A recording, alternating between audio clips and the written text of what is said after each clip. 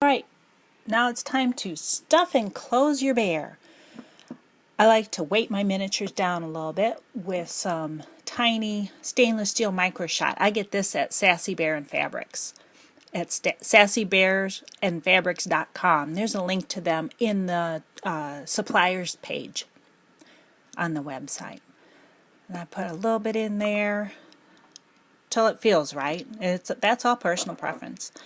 And then I use my mini cotter pin turner. In this case, I'm using that as a stuffing tool, and start filling it in with fiber fill. I like to get some of it mixed in with the stainless steel shot. If you don't have any stainless steel shot and you'd like to still kind of weight your bears a bit, you can use glass beads, or you could use sand, but then you'd want to be careful. If you're selling your bear and you use it with sand, you want to be careful because of customs.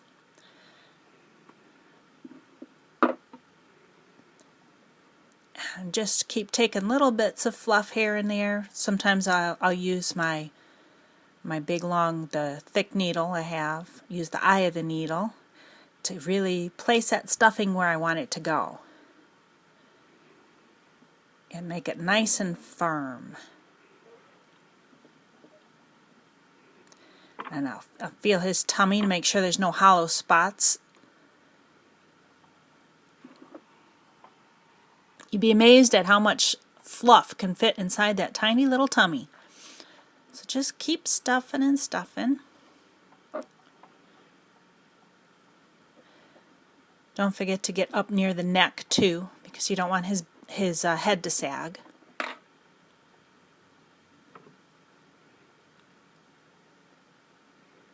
Now we're going to close the back. I've got a double length of the dark brown upholstery thread knotted at the end, and I'm going to come in from inside about 1/8 of an inch or so in from the edge, and then go across. We're doing the ladder stitch like we did with the limbs, and I'll just show you here in case you need a refresher.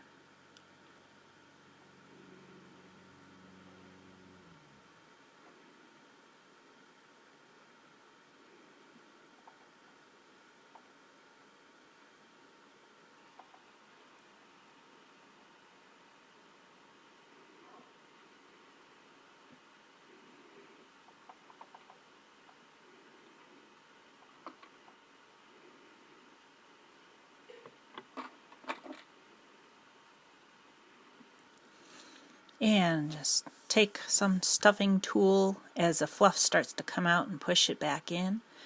I'm going to fold the edges over again, pull it shut. Add a little bit more fluff, more stuffing to the upper shoulder there. It got a little flat. So I'm going to use the eye of that big needle and glide it up right underneath the fabric so that it goes right where I want it to go.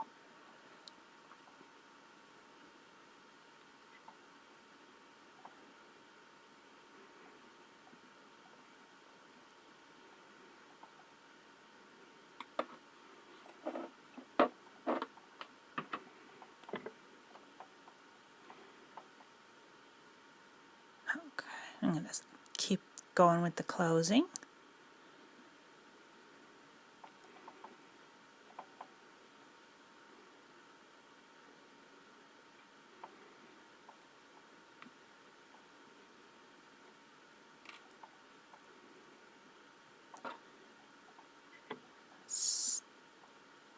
Stuff that fabric back in there, fold it over and pull.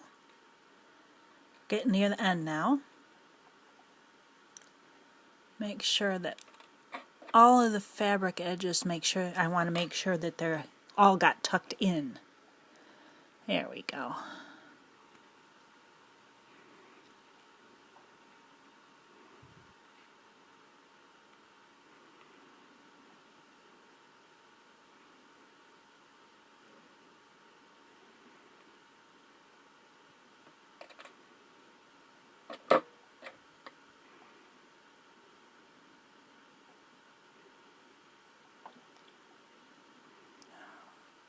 I really want to make sure that the end of that is folded in too. That needle comes in very handy. Okay, now I've got everything closed. I'm going to take my needle and stick it in the middle of the seam to come out on the other side. Pull that to try to just connect those seams. And then go ahead and clip the thread off the needle.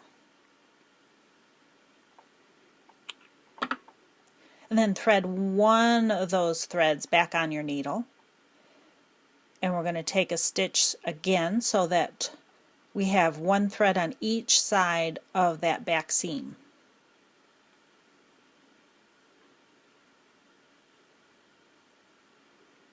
There we go.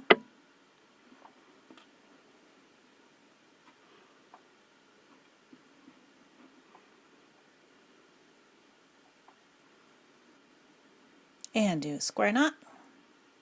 Right over left and left over right. Tight but not too tight. I think I'm going to do a double square knot here. Okay. When I say not too tight, that's because you don't want it to snap on you. Then take your 3-inch dowel needle, sink that in right next to the knot, and thread one of the threads on there and pull it through. You want to do each one of these separately, and then do the other one to just really secure that knot.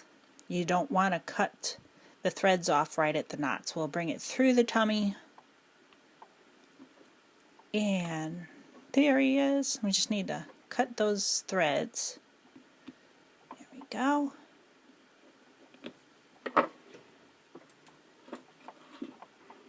He is almost there.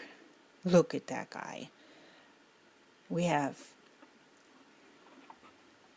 We'll see you in the final step.